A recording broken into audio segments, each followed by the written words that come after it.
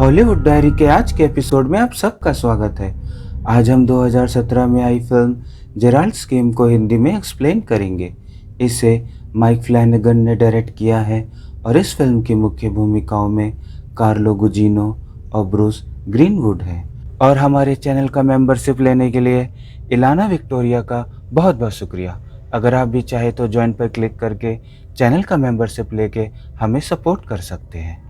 तो चलिए spoiler alert के साथ एक्सप्लेनेशन स्टार्ट करते हैं। फिल्म की शुरुआत में हम एक कपल जेसी और जेराल्ड को देखते हैं। ये दोनों पैकिंग कर कुछ समय के लिए छुट्टियां मनाने शहर से दूर एक लेक हाउस में जा रहे थे। इसी दौरान हमें ये भी पता चलता है कि इन दोनों के रिलेशनशिप कुछ ठीक नहीं है और ये उसे ठीक करने के लिए कुछ समय साथ में बिताने जा रहे थे। ये लोग जब उस लेक हाउस के पास पहुंचते हैं तभी वहाँ उन्हें एक कुत्ता दिखता है जो कि मरे हुए जानवर का सड़ा हुआ मांस खा रहा था। जैसी ये देखकर समझ जाती है कि ये डॉग बहुत भूखा है।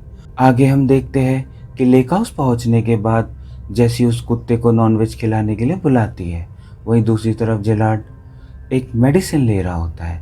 या हम आपको बता दें कि ये मेडिसिन वाइग्रा है। और फिर जेराल्ड जेसी के पास आता है।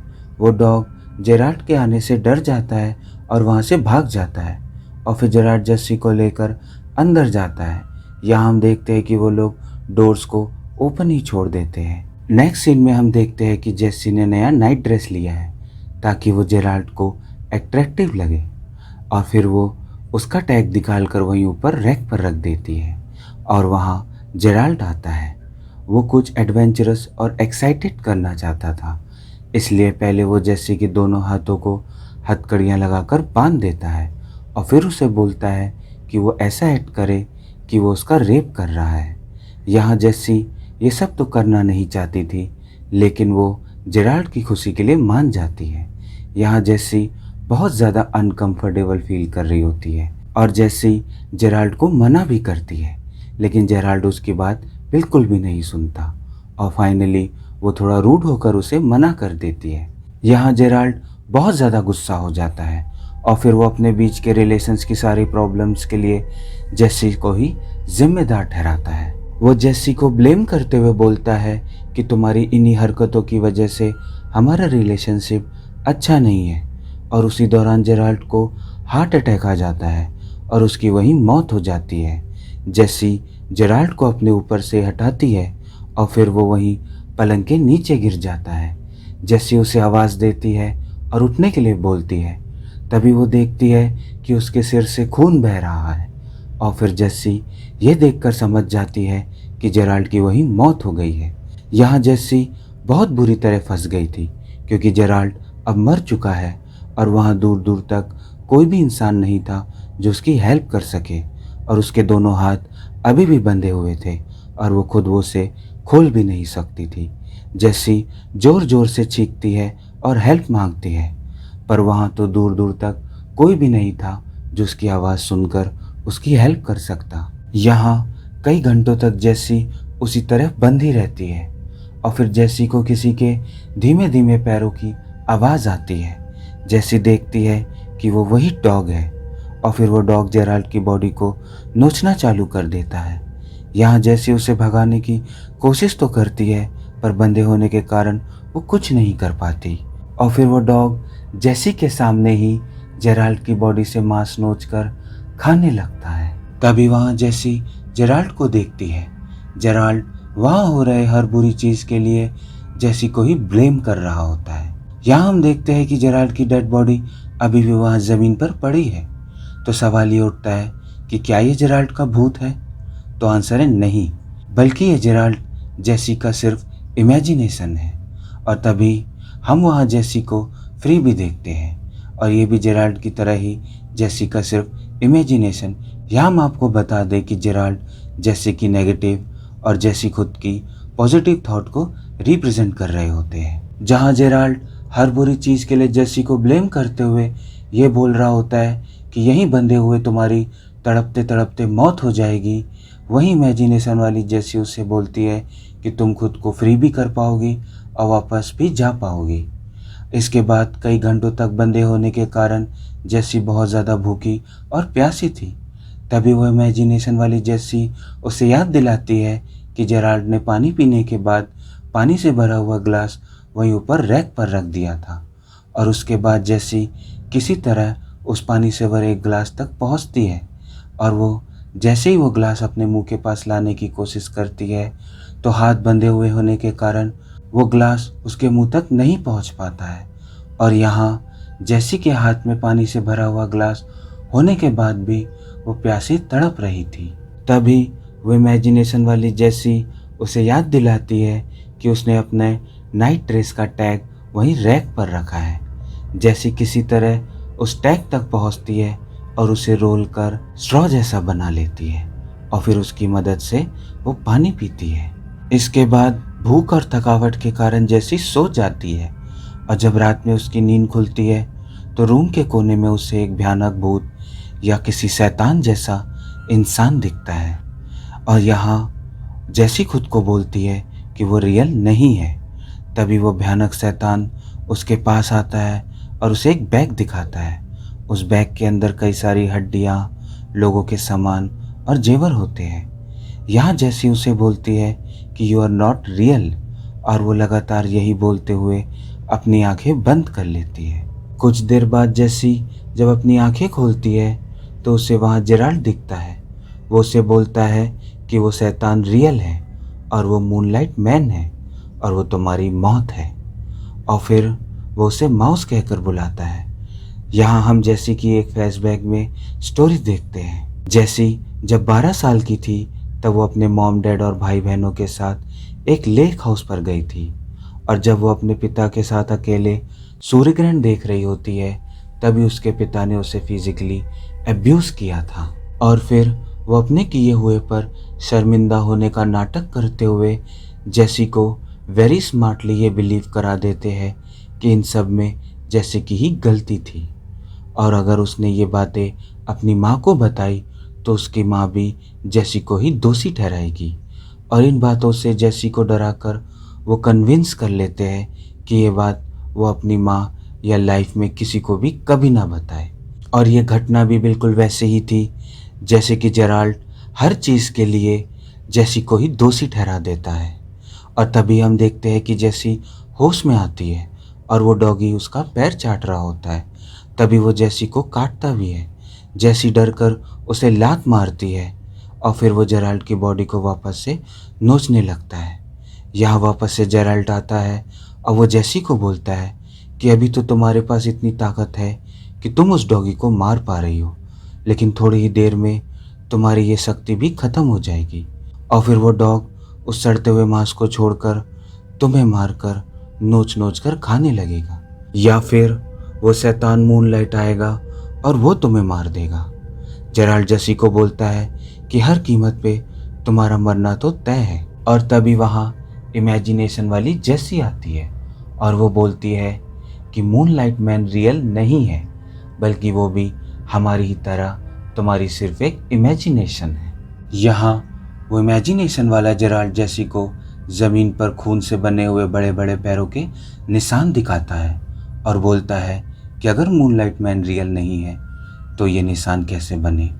उसी दौरान इमेजिनेशन वाली जेसी को बोलती है कि उसने अपनी लाइफ में कभी भी अपने लिए फाइट बैक नहीं किया और यही उसकी सबसे बड़ी गलती थी। और उसने अपने से बहुत बड़े उम्र के आदमी से शादी की और उसके बिजनेस पर कोई भी ध्यान नहीं दिया। यहाँ तक कि बिजनेस का बहाना कर वो लेट नाइट बाहर रहता था या कभी कभी घर भी नहीं आता था। और जैसे भी ये जानती थी कि वो उसे चीट कर रहा है, वो ये सब बहाना कर दूसरी लड़कियों के पास जाता है। पर यहाँ भी जेसी ने अपने लिए फाइट बैक नहीं किया, बल्कि चीज़ों को इग्नोर करती रही, वैसे ही जैसे उसने बचपन में किया था। इसके बाद जेसी को पुरानी यादों से ये रिकलेक्ट होता है कि ब्लड स्लिपरी होता है और वो ये डिसीज़न लेती है कि वो उस ग्लास को तोड़कर उससे अपना हाथ काटेगी और हथकड़ी से हाथ निकालने की कोशिश करेगी, क्योंकि उसके पास इसके अलावा और कोई चारा भी नहीं था। क्योंकि वो इसी तरह बंधी रही तो या तो वो भूख प्यास से या फिर उस कुत्ते के हाथों मारी जाएगी। और फिर वो किसी तरह ग्लास को तोड़कर अपना हाथ कट करती है और उस हथकड़ी से अपना हाथ निकालने की कोशिश करने लगती है। यहाँ हाथ निकालते हुए उसकी स्किन भी निकल जाती है और जेसी को बहुत ज़्यादा दर्द होता है। जेसी किसी तरह हथकड़ी से हाथ निकालकर दूसरे हथकड़ी की चाबी तक पहुंचती है और अपने आप को फ्री करती है। यहाँ जेसी फ्री तो हो गई थी, लेकिन वो दर्द से तड़प रही थी और वो ठीक से चल भी नहीं पा रही थी, क्योंकि यहाँ बंधे हुए उसे 2 दिन से भी ज़्यादा का समय हो गया था। और फिर जेसी वहीं गिरकर बेहोश हो जाती है। इसके बाद कुछ घंटों के बाद जब जेसी होश में आती है तो वो देखती है कि वो डॉगी किसी को देखकर डर रहा है और फिर वहाँ वही शैतान आता है। यहाँ जेसी उसे बोलती है कि तुम सिर्फ मूनलाइट से बने हो और तुम रियल नहीं हो। जेसी लगातार उसे बोल रही होती है यू आर नॉट रियल। और फिर वो शैतान जेसी के पास आकर अपना बैग आगे करता है जिसमें हड्डियाँ और लोगों के सामान थे। और फिर जेसी अपनी मैरिज रिंग उस बैग में डालकर वहाँ से कार लेकर निकल जाती है। हालांकि जेसी वहाँ से बच तो गई थी, लेकिन उसकी हालत बहुत ज़्यादा ख़राब थी और कुछ दूर जाने के बाद वो बेहोश हो जाती है और उसकी कार एक पेड़ से टकरा जाती है। लकीली जहाँ उसका एक्सीडेंट हुआ था वहीं बाजू में कुछ लोग रहते थे और वो एक्सीडेंट की आवाज़ सुनकर वहाँ आते हैं और जेसी की हेल्प करते हैं। आगे हम देखते हैं कि जेसी बिल्कुल ठीक हो गई है और यहाँ हमें ये भी पता चलता है कि जेसी ने पुलिस और बाकी लोगों को बोला है कि उन रातों की उसे कोई भी बात याद नहीं है और जिस मेंटली ट्रॉमा से जेसी गुजरी थी उस कारण सभी ने जेसी की बात को सच मान लिया था। और यहाँ जेराल्ड का और उसके इंश्योरेंस का पैसा जेसी को मिल जाता है और उस इंश्योरेंस के पैसे से जेसी ने एक फाउंडेशन चालू किया और उस फाउंडेशन के थ्रू जेसी उन बच्चों की हेल्प करती थी जिन्हें बचपन में उनके फैमिली मेम्बर्स में से किसी ने फिजिकली अब्यूज़ किया था। वैसे तो जेसी की लाइफ पहले से बेहतर हो गई थी, लेकिन अभी भी वो रातों को सो नहीं पाती थी, क्योंकि जब भी वो रात को सोती थी उसे वो मूनलाइट मैन दिखता था। और यहाँ ये बात भी थी कि पुलिस को इन्वेस्टिगेशन के दौरान उस रूम से जेसी की वेडिंग रिंग नहीं मिली, जो वेडिंग रिंग जेसी ने उस मूनलाइट मैन को दिया था। ऐसे ही 6 महीने गुजर जाता है और फिर एक दिन जब जेसी न्यूज़पेपर पढ़ रही होती है तो उसमें उसे एक सीरियल किलर की न्यूज़ दिखती है जो कि रेमंड एंड्रू जॉबर्ट के बारे में थी और इस किलर की फ़ोटो बिल्कुल उस मूनलाइट मैन के जैसे ही थी। और यहाँ जेसी को ये भी पता चलता है कि वो किलर मुर्दों को कब्र से निकालकर उनकी हड्डियाँ और बॉडी के पार्ट्स को काट कर कलेक्ट करता था और साथ ही वो उनके ज्वेलरीज को भी कलेक्ट करता था और फिर वो जिंदा लोगों को भी मारकर उनके बॉडी के पार्ट्स को कलेक्ट करने लगा था और वो मेल डेड बॉडीज़ के साथ सेक्स भी करता था और उनके फेस को भी नोच कर खाता था। और उसे ढूंढते हुए पुलिस जब उसके घर पहुंची तो उन्हें पता चला कि इस किलर ने अपनी बहन को और उसके पति को भी मार दिया था और अपने बहन के पति का फेस नोच नोच कर उसने खाया भी था। और जब ये किलर एक जिंदा इंसान का कान काट रहा था तब ये पकड़ा गया। जॉबर्ट को एक्रोमेगली नाम की एक बीमारी थी जिस कारण उसका चेहरा फूलकर बड़ा हो गया था और उसके हाथ, पंजे और उसके पैर भी बहुत ज़्यादा लंबे और बड़े हो गए थे। यहाँ जैसे ये डिसाइड करती है कि वो कोर्ट रूम जाएगी और फिर वो कोर्ट रूम जाती है। जॉबर्ट गिरफ्तारी के बाद से एक शब्द भी नहीं बोला था, लेकिन जैसे ही वो जेसी को देखता है वो जेसी को देखते ही वही शब्द बोलना चालू कर देता है जो जेसी उसे वहाँ बोल रही थी। वो लगातार बोलता है you are not real, you are not real and you are made of a moonlight. यहाँ जेसी उसे देखकर डरती नहीं है।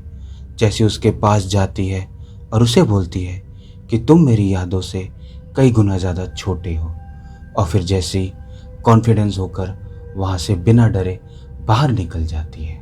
यहाँ सबसे बड़ा सवाल ये उठता है कि उस किलर ने जेसी को क्यों छोड़ दिया। तो इसका आंसर है कि वो शैतान पुरुषों में, या हम कह सकते हैं कि मेल डेड बॉडीज़ में इंटरेस्ट लेता था और इसीलिए उसका जेसी में कोई इंटरेस्ट नहीं था। और जेसी ने जब उसे अपनी वेडिंग रिंग दी तब जेसी की तरफ से उसे उसका कलेक्शन भी मिल गया था और इसलिए जेसी बच गई। और जब जेसी कोर्ट में गई थी तो जोबर्ट में पहले उसे उसका पिता और फिर उसके पति की छवि दिखी। ये एक तरह का रेफरेंस था कि शैतान हर बार सुपरनैचुरल पावर के साथ नहीं होते, बल्कि कभी कभी हम इंसान भी होते हैं, और हमारा अपने खिलाफ हो रहे गलत चीज़ों के विरुद्ध खड़े ना होना और उन बातों को अपने अंदर ही छिपा लेना इन शैतानों की ताकत को बढ़ाता है। तो आपको हमारा ये एक्सप्लेनेशन और ये मूवी कैसी लगी, हमें फटाफट कमेंट बॉक्स में कमेंट कर बताइए। और हाँ, वीडियो पसंद आई है तो फटाफट लाइक कर दो, और अभी तक चैनल को सब्सक्राइब नहीं किया है तो इसे सब्सक्राइब कर दो और नोटिफिकेशन को ऑन ज़रूर कर दो, ताकि हमारे आने वाले वीडियोस का भी आपको नोटिफिकेशन मिल जाए। और आज का शॉर्ट आउट जाता है मानस, आरसी, सूरज, राजविंदर कौर और सर्वू गेमिंग को। मेरे भाई के channel the tales of the movies को भी सब्सक्राइब कर लीजिए, उस पर भी आपको इसी तरीके की इंटरेस्टिंग एक्सप्लेनेशन मिल जाएगी, और उसका लिंक आपको नीचे डिस्क्रिप्शन में मिल जाएगा। और हाँ, आप सभी हॉलीवुड डायरी को ट्विटर और इंस्टाग्राम पे भी फॉलो कर लीजिए, उसका भी लिंक आपको नीचे डिस्क्रिप्शन में मिल जाएगा। और हाँ, एक बार फिर से आप सभी का हॉलीवुड डायरी के परिवार का हिस्सा बनने के लिए बहुत बहुत शुक्रिया। हम फिर मिलेंगे आप सभी से नेक्स्ट वीडियो में, तब तक के लिए गुड बाय।